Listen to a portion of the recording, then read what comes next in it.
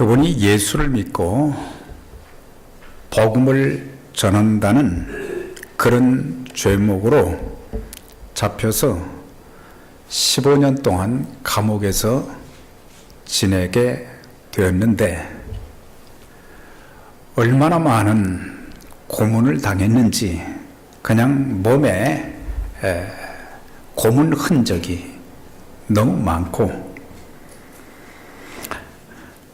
그리고 여러 사람에게 복음을 전할까 봐서 독방에 가두었어요.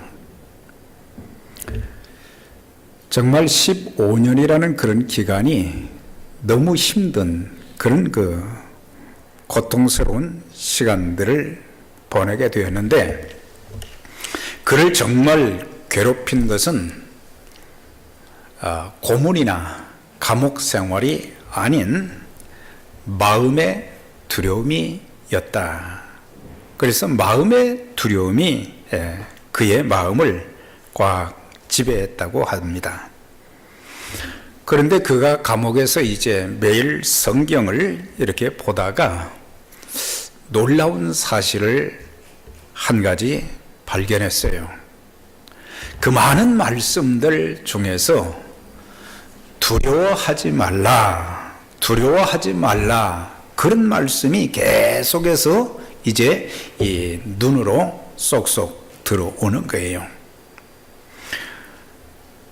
그래서 시간도 많고, 그래서 성경에 두려워하지 말라 그 말씀이 얼마나 나왔는가 이렇게 좀 숫자를 세보았더니 365회나 나왔다는 것을 깨닫게 되었어요.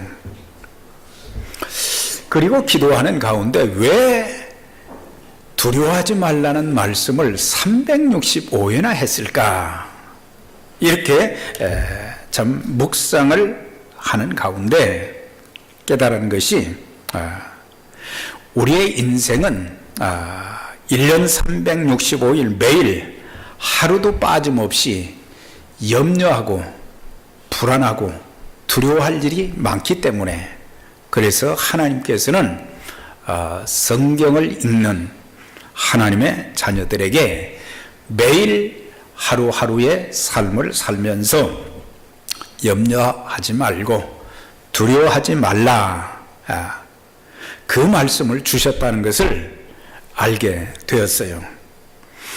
그래서 그 목사님이 그때부터 이제 여러 말씀들을 붙잡고 기도도 했지만, 특별히 하나님, 제가 생명 다하는 그날까지 제가 이 감옥에서 나갈지 나가지 못할지, 여기서 죽게 될지 알 수는 없지만 제가 두려움이 없도록, 두려워하지 않도록 하나님 도와주세요. 이 환경도 두려워하지 않게 하시고 나에게 참 견딜 수 없는 고문을 가하는 그런 사람들도 두려워하지 않게 해주시고, 제가 죽는 것도 두려워하지 않게 해주세요. 그래서 매일매일 그 말씀을 붙잡고 기도하는 가운데 어느 날 자기 마음속에 그런 두려움으로 꽉 찼던 마음에 평화가 찾아온 거예요. 그래서 두려움이 다 떠나가 버리고 하나님의 평안이 그의 마음을 꽉 지배하기 시작했고, 그러면서 자기를 고문했던 사람들, 참 자기를 힘들게 했던 사람들, 또 본인이 처한 그 상황 때문에 원망하고 불평할 그런 일들이 있었는데, 그 모든 원망 불평이 다 사라지고 생각해 보니까 감사할 것이 너무 많더라는 거예요. 우리는 조그만 문제도 그것이 나에게 내 힘을 빼고 나를 낙심케 만들고 그럴 때에 우리는 원망하기 쉬운데, 그때부터 이 범프란트 목사님이 감사하면서, 그리고 바울과 실라가 옥중에서 매를 맞고 몸이 아픈 가운데도 하나님 앞에 찬송했던 것처럼 그렇게 기도하고 찬양하는 가운데 마음의 두려움은 다 사라지고 담대함이 생기기 시작한 거예요. 그러면서 그것으로 끝난 것이 아니에요. 마음의 두려움만 사라지고 하나님의 평화가 그의 마음을 지배한 것으로 끝나지 않고 이제 하나님의 은혜로 또 서방 세계에서 계속해서 이제 그 사회주의 국가에게 압력을 넣고 그래가지고 그분이 감옥에서 15년 만에 석방이 된 거예요. 그래가지고 망명해서 미국에 와서 이제 마음껏 복음을 전하는 하나님의 일꾼으로 쓰임을 받게 되었다는 그런 간증을 했습니다. 우리도 한평생 살다 보면 전혀 예상치 못한 각종 질병으로 또 크고 작은 사고들로 또 물질적인 고통으로 직장과 사업의 문제로 때로는 신앙의 문제로 핍박을 받기도 하고 또 우리의 자녀의 문제들도 있고 인간관계의 갈등으로 인해서 이런저런 많은 고난을 겪게 됩니다.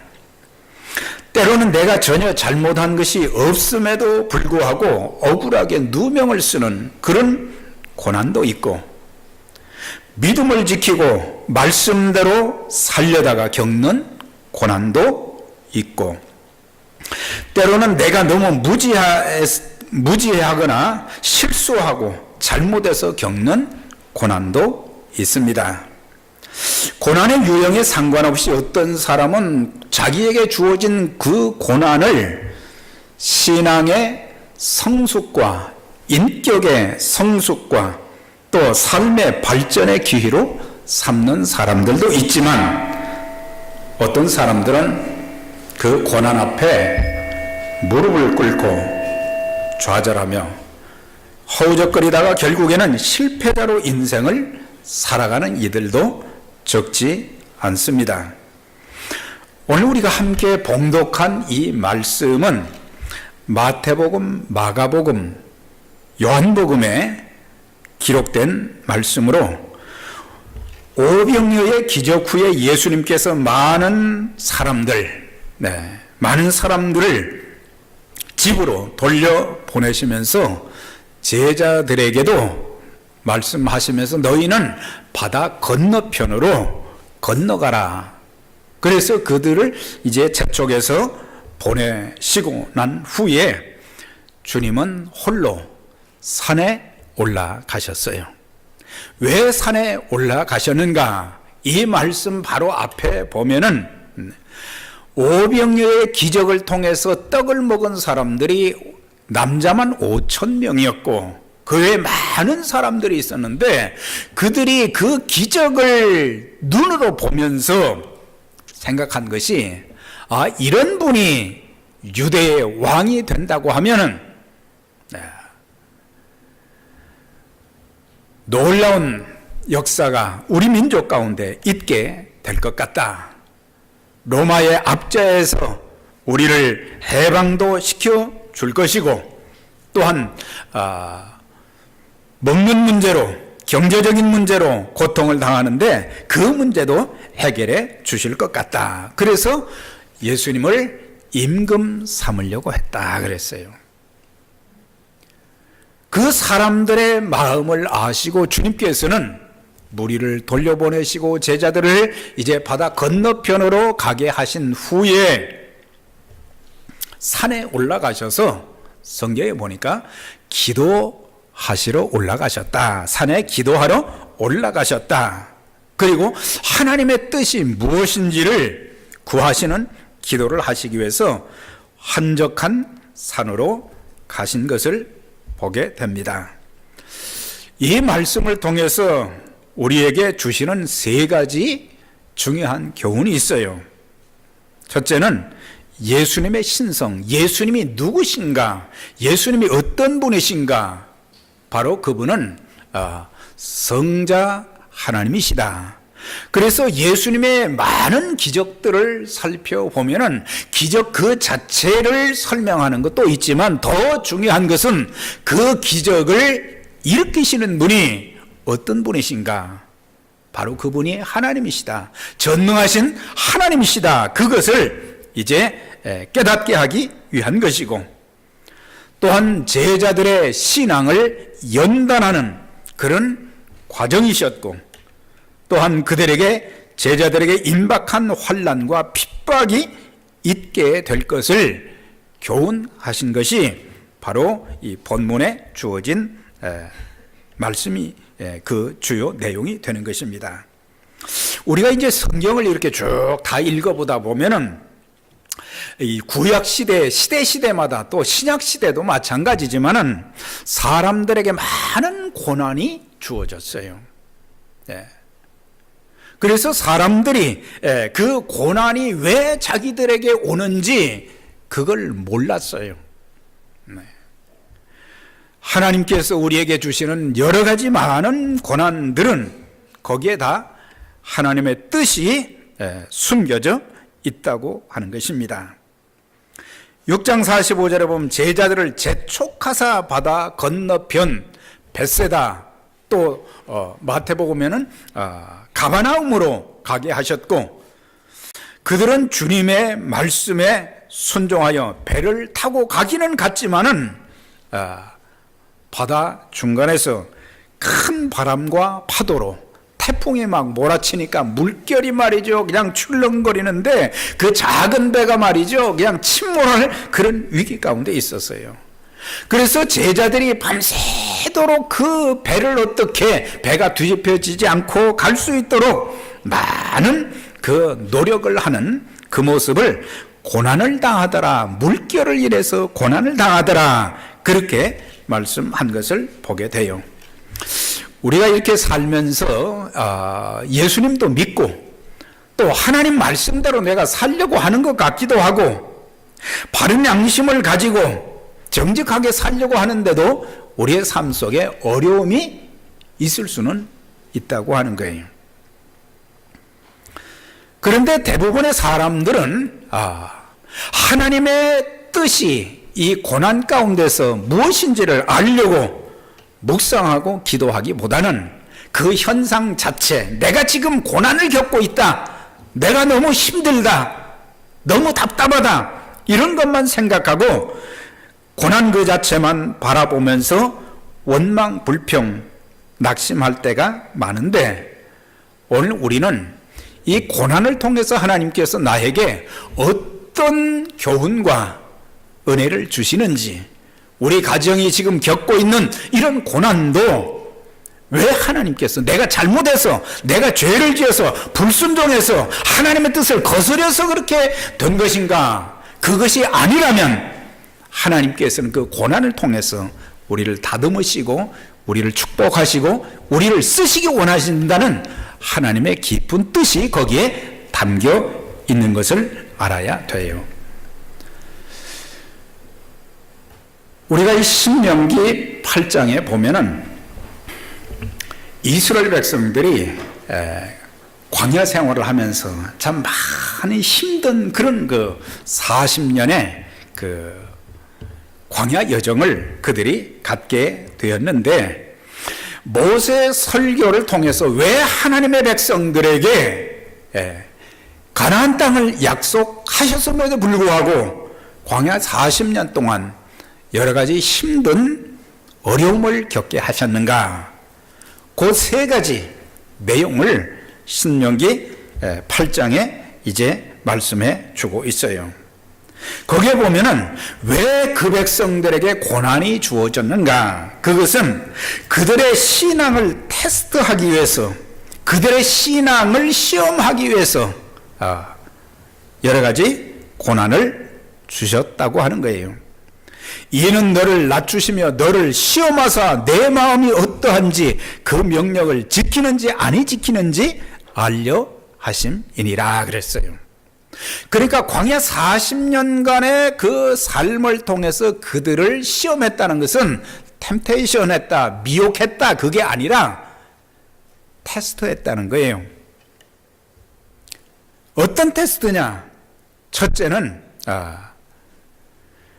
너를 낮추시며, 그러니까 그들에게 겸손을 배우게 하시기 위해서,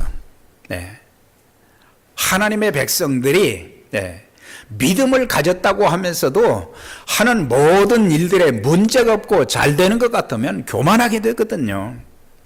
하나님은 그분의 백성들의 신앙과 인격과 삶을 다듬으시기 위해서 너를 낮추시며 겸손하게 하시는 하나님의 은혜를 깨닫기를 원하신 거예요.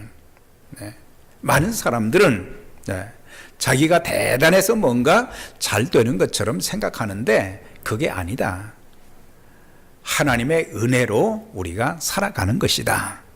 지금까지도 하나님 은혜로 살아왔고, 지금도 하나님의 은혜로 살고, 앞으로도 하나님의 은혜로 우리가 사는 것이지.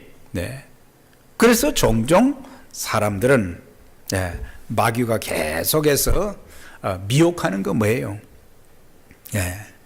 자기 자랑하게 만들고, 교만하게 만들고. 그러면서 두 번째 테스트 하시는 것은 뭐냐? 그들이 그 명령을 지키는지 아니 지키는지, 그러니까 그 말씀에 순종하는가 안 하는가를 테스트하기 위해서. 그러니까 좋은 환경 속에서는 사람들이 잘 하는 것 같아요. 그러나 여러 가지 어려운 상황이 주어질 때도 하나님 말씀을 신뢰하고 그 말씀대로 사느냐, 그걸 깨닫게 하기 위함이다 라고 하신 거예요. 누구든지 삶이 평탄하고 하는 일이 잘 될 때는 다 신앙이 좋은 사람들 같아요. 다 거룩한 사람들 같아요. 다 인격자들 같이 보여지기도 합니다. 그러나 삶이 너무 고통스럽고 힘들 때에는 그 환경을 통해서 그 사람 신앙을 가늠할 수 있게 되는 거예요. 제대로 신앙을 가진 사람인가? 하나님을 신뢰하는 믿음을 가진 사람인가? 또한 바른 인격자인가? 사람이 여러 가지 걱정, 근심이 많고 또 그 다음에 여러 가지 힘든 일을 겪고 그러면 사람들이 이 신경질적이 되기 좋아요. 그래서 자그마한 일 하나 가지고도 화를 불쑥불쑥 내는 거예요. 그것이 집에서만 일어나는 게 아니에요. 교회에서도 그래요. 막 분노하는 거예요. 그게 기도하는 사람, 하나님을 신뢰하는 사람들은 좀 잠잠하면서 하나님의 뜻을 구하고, 그 다음에 이런 과정을 잘 믿음으로 절제하면서 극복하면 하나님의 은혜가 더 있는데, 사람들은 아주 그냥 즉각 반응하면서 그리스도인다운 그런 모습이 안 보여진다는 사실이에요. 그래서 삶이 너무 고통스럽고 힘들 때에야 참신앙과 바른 인격의 모습이 드러나게 되는 것이다. 욥기서 1장에 보면은 욥이 겪는 고통을 이렇게 쭉 설명을 하고 있어요.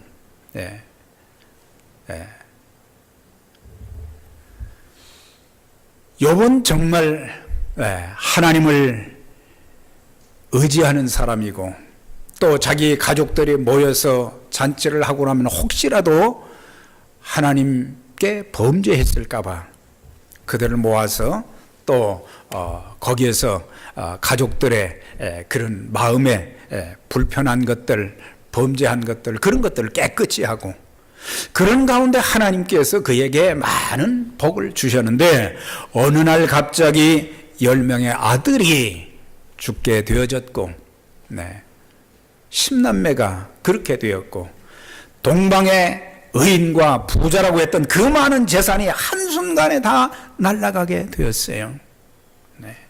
그리고 자기 몸에 이 피부병을 통해서 얼마나 가려운지 기와 조각으로 자기 몸을 그냥 긁으니까 피가 나오고, 그런 가운데 그가 고백한 것을 보면 참신앙을 가졌다는 것이 나와요. 네. 주신 자도 여호와시요 취하신 자도 여호와시니 여호와께서 찬송을 받으실지로다. 욥이 모든 일에 범죄하지 아니하고 하나님을 원망하지 아니하였다. 이런 일을 겪게 되면 원망 안 할 사람이 누가 있겠어요? 네. 원망 안 할 사람이 누가 있겠어요? 욥의 아내는 그 처절한 그런 고통을 겪으면서 남편에게 말하잖아요. 이런 일을 겪고도 당신이 하나님을 신뢰합니까? 차라리 하나님 욕하고 죽어버려라 그랬어요. 네. 어려울 때 아내가 말이죠, 옆에서 격려하고 위로하고 또 같이 기도하고 하나님께서 이 훈련 과정을 통해서 우리를 다듬으시고 축복해 주실 그런 많은 일들이 있게 될 것인데, 우리 믿음으로 기도하면서 말씀 붙잡고 우리가 살아갑시다. 그런 아내가 좀 있어야 되는데 차라리 하나님 욕하고 죽어버리라는 거예요. 네.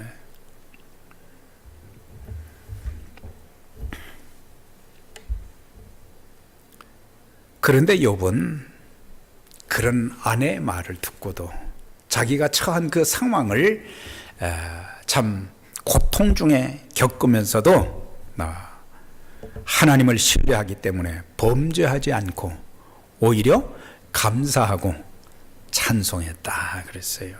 네. 참 역설적이잖아요. 네. 감사하고 찬송했다. 자, 여기서 끝났다면은 별로 하나님 믿는 사람이 이렇게 해야 되는구나, 그렇게 그걸로 끝날 것인데, 욥기 42장에 보면은 욥에게 두 가지의 놀라운 은혜가 있었어요. 하나가 뭐냐? 내가 죽게 대하여 귀로 듣기만 하였사오나 이제는 눈으로 주를 보나이다. 신령한 눈이 열려진 거예요. 네.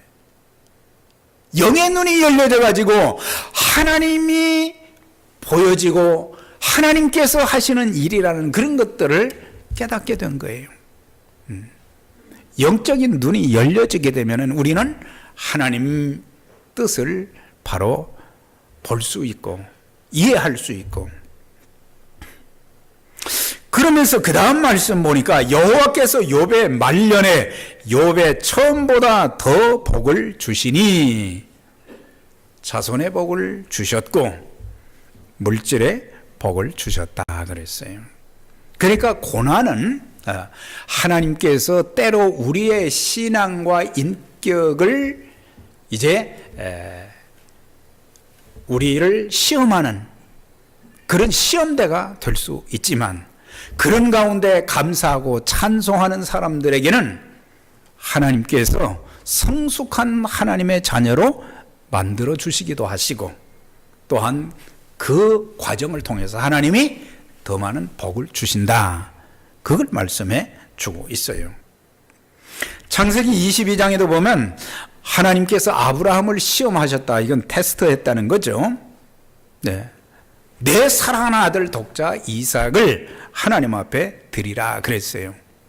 그러니까 100세 얻은 아들이니까 매일매일 말이죠, 이 어린아이만 보고 사는 거예요. 네. 하나님보다도 어린아이가 더 귀한 거예요. 그 아이를 드려라.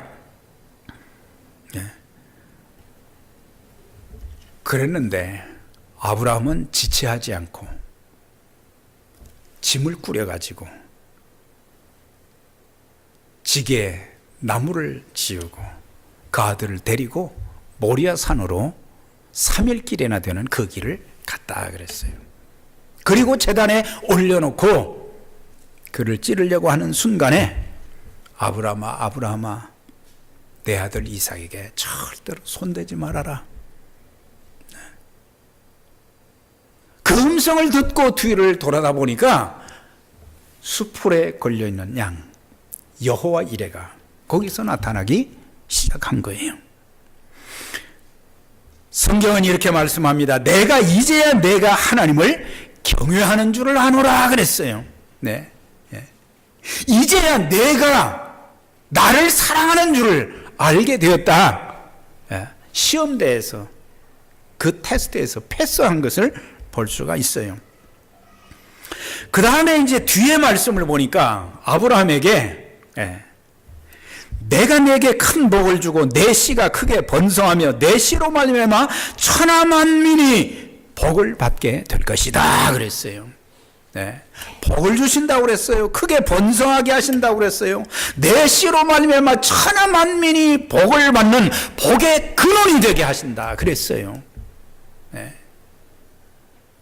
하나님은 이삭을 죽이려고 하셨던 것이 아니에요. 중요한 것은 하나님을 얼마나 사랑하는가, 하나님 말씀을 얼마나 순종하는가, 그것을 보신 거예요.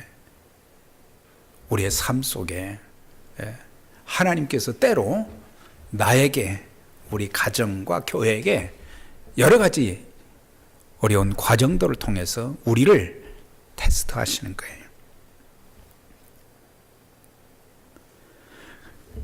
그 다음에 두 번째 그 모세의 설교를 통해서 주시는 이 고난을 주시는 이유, 그것은 하나님 말씀을 의지하게 만들기 위해서다.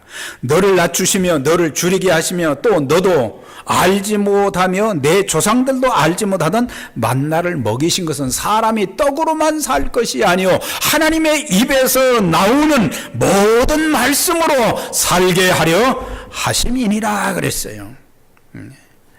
우리가 모든 일이 잘 될 때, 문제가 없을 때는요, 사람들이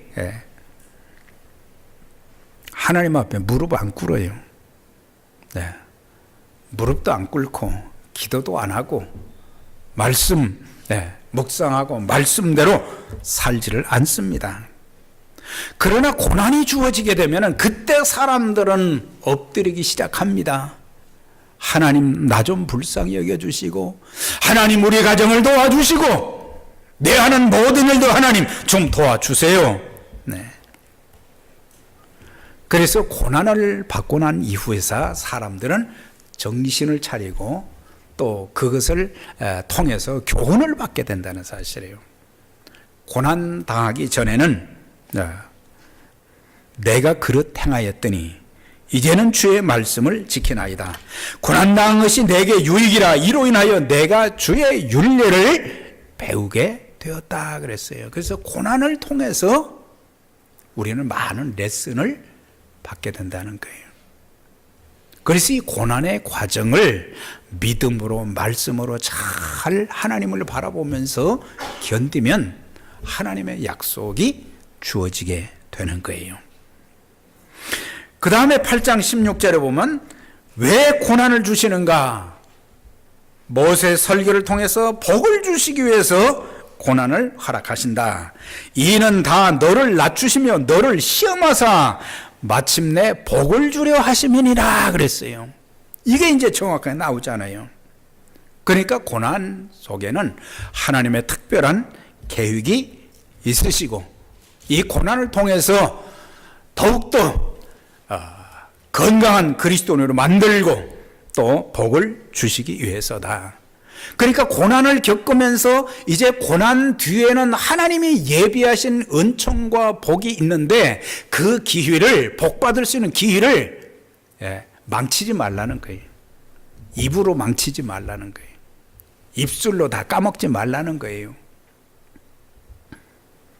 그리고 복을 받았을 때는 그 복을 하나님의 뜻에 맞게 사용해야 되는 것입니다. 어떤 사람들은 하나님이 주신 복 때문에 많은 복을 받다 보니까 건강의 복도 받고 물질의 복도 받고 또한 명예도 권력도 많은 복을 받았는데 그때 교만해져서 또 하나님이 주신 복을 깨닫지 못하고 교만하다가 그것이 축복이 아니라 저주가 되는 경우들이 있다는 사실이에요. 저주가 되는 경우. 건강의 복, 물질의 복을 주었더니 죄를 짓고 귀한 직분을 주었더니 횡포자가 되어지고 높은 지위를 주었더니 섬김 대신 교만하여 공의를 저버리고 신령한 은사를 주었더니 자기 이름 내는데 급급한 사람들은 그들에게 주어진 것들이 더 이상 복이 아니라는 거예요. 48절의 말씀 보니까 바람이 거슬림으로 제자들이 힘겹게 놓아졌는 것을 보시고 그랬어요.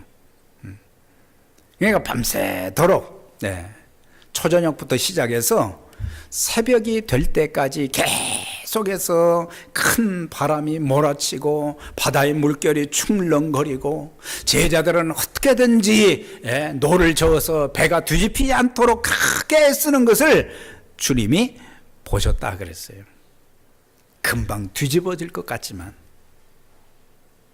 근데 그 배는 뒤집혀지지 않았어요.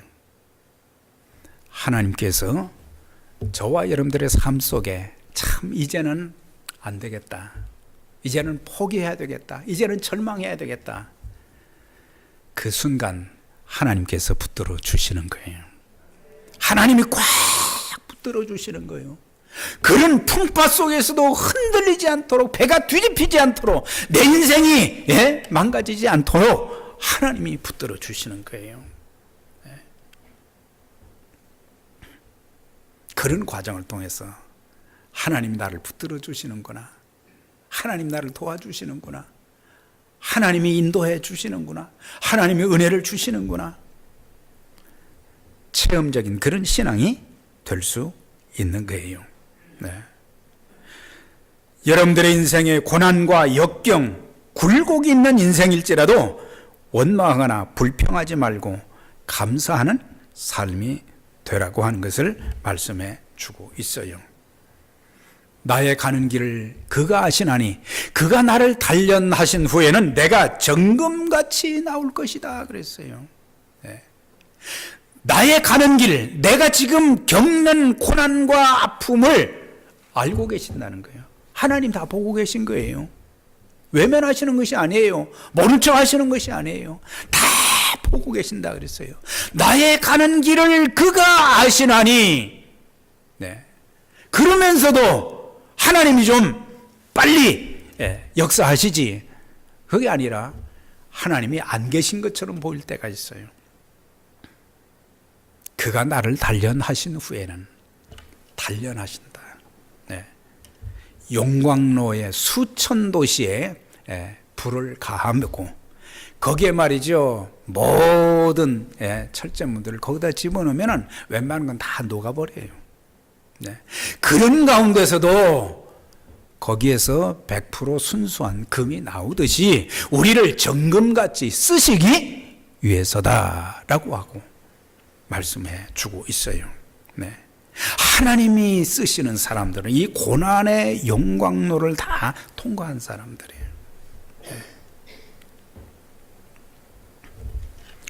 우리가 알거니와 하나님을 사랑하는 자 곧 그 뜻대로 부르심을 입은 자들에는 모든 것이 합력하여 선을 이룬다 그랬어요.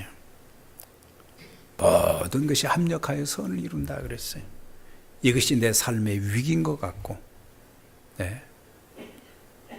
더 이상 어떻게 해결할 수 없는 그런 상황인 것 같고, 그렇지만은 그 과정을 통해서 하나님은 하나님의 뜻을 이루면서 그 문제도 해결해 주시는 거예요. 우리가 그걸 알아야 된다는 사실이에요. 우리 이걸 너무 모르는 거예요. 자, 제자들이 이제 바다 가운데서 파도와 계속해서 싸울 때에 주님이 뭘 하고 계셨는가? 오늘 46절에 보니까 무리를 작별하신 후에 기도하러 산으로 가시니라 그랬어요. 예수님께서는 왜 산에 올라가셔서 기도를 하셨을까? 우리가 성경을 보면 두 가지예요. 하나는 예수님이 십자가를 지금 내다보고 계신 거예요. 십자가에서 피 흘려 죄인들의 죄를 대신해서 죽게 되는데 그 십자가를 바라보면서 하나님의 뜻에 내가 순종하고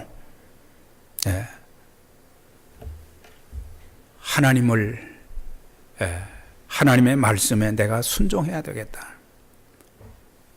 기도로 하나님의 도움을 구하는 거예요. 우리 앞에 있는 어떤 문제든지 놓고 우리가 기도할 필요가 있는 거예요. 또 하나는 지금 바다 한가운데서 모진 애를 쓰고 있는 그 제자들을 위해서 기도하셨다고 하는 거예요. 우리 주님은 우리를 위해서 기도하시는 분이시다. 누가복음 22장에 보면은 시몬아 시몬아 보라 사단이 밀가부로도 타려고 너희를 청구하였으나 그러나 내가 너를 위하여 믿음이 떨어지지 않기를 위하여 기도하였나니 그랬어요. 네. 믿음이 떨어지지 않도록 사탄은 우리의 믿음이 바닥나기를 원하고 우리가 불순종하기를 원하고 하나님의 뜻을 거스르는 자들이 되기를 원하고 마귀의 노예가 되기를 원하는데 마귀가 끊임없이 우리를 밀가부르듯 계속해서 여러 가지로 시험하게 될 것인데 거기에서 넘어가지 않도록 내 믿음이 떨어지지 않기를 기도하였다. 참 이것을 통해서 나는 교회를 꽤 다녔는데 왜 믿음이 이렇게 없는지 몰라요. 믿음이 없는 것은 기도하지 않기 때문에 하나님 바라보지 않기 때문에 하나님을 신뢰하지 않기 때문에 그래서 믿음이 없는 거예요. 성경에는 모든 역사가 믿음을 가진 사람들을 통해서 하나님이 일하신 것을 볼 수 있어요. 그 믿음은 예수 그리스도를 구세주와 주님으로 영접하는 그 믿음만을 말하는 게 아니에요. 모든 일에 하나님 바라보고 있느냐 이 말이죠. 모든 일에 하나님을 의지하고 있느냐 이 말이에요. 우리는 나를 의지하잖아요. 우리는 환경을 의지하잖아요. 우리는 사람을 의지하잖아요. 전능하신 하나님을 우리는 의지하지 않는다는 거예요.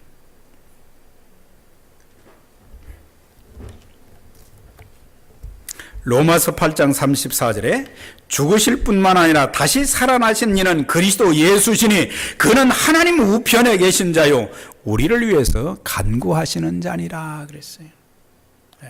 하나님 우편에 그냥 가만히 앉아 계신 것이 아니라 우리를 위해서 기도하시는 자다. 바울은 그걸 로마 교회 성도들에게 확실하게 심어주기를 원한 거예요.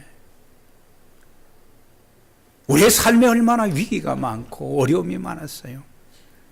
하나님이 그리스도를 통해서 끊임없이 우리를 하나님 붙들어 주시고 주님께서 우리를 위해서 기도하신 그런 덕분이다. 주님이 나를 위해서 기도해 주시고 또 우리가 어려움을 당할 때 주변의 동력자들이 성도들이 위해서 기도해 주고 있다는 이 사실을 우리 잊지 말아야 돼요. 기도는 내가 직접 가서 뭘 도울 수는 없어도 하나님께 기도함으로 하나님 마음을 움직여서 하나님이 그를 돕도록 하는 그런 역할을 하기 때문에 우리는 기도를 아주 중요하게 해야겠대요. 기도는 시간과 공간을 초월해서 역사하시는 하나님의 은혜가 있는 거예요. 그래서 제대로 믿음을 가진 사람들은 뭐예요? 그냥 기도해달라고 하는 거죠. 진심으로 좀 나를 위해서 좀 기도해달라고 하는 거죠. 그러니까 기도해달라고 하는 사람은 그래도 믿음이 좀 있는 사람들이에요. 그런데 아무 말도 안 하는 사람은 어려운 일이 있는데도 아무 말도 안 하고 있는 사람들은 그 믿음이 없는 거예요.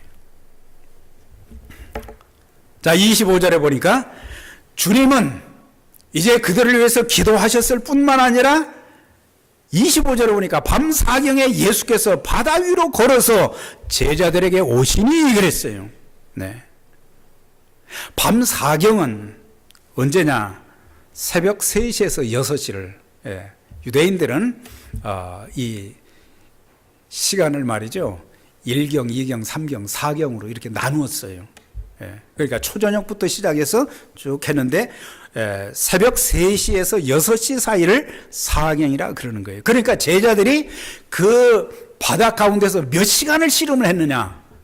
9시간을 씨름을 한 거예요. 9시간. 몸부림치는 거잖아요. 네. 배가 뒤집히면 다 죽게 될 것인데 그 9시간이 얼마나 힘든 시간이었겠어요. 이제는 힘이 다 빠져가는데 그때 주님이 오셨어요. 네. 우리 주님은 좀 늦은 것 같지만 가장 정확한 때 오시는 거예요. 네. 우리가 그걸 알아야 돼요. 네. 가장 정확할 때 오는 거예요. 그분의 시간은 틀림이 없어요. 네. 하나님은 그냥 관망만 하시는 게 아니에요. 주님도 관망만 하시는 것이 아니라 우리를 도와주시기 위해서 정확한 때 오신다는 사실이에요.